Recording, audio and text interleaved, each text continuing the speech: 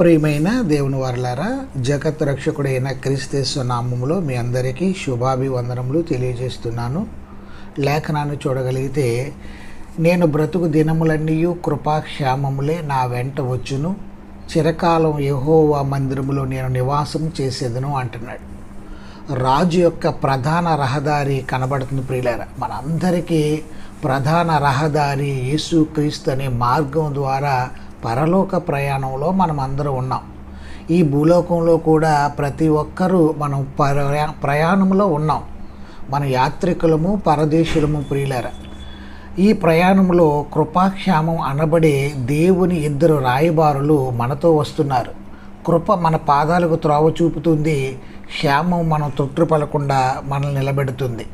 చిరకాలము దేవుని సన్నిధిలో మనం నివసిస్తాము. ఎంతో సంతోషకరమైన, ఇది నిత్యమైనది ప్రియులారా.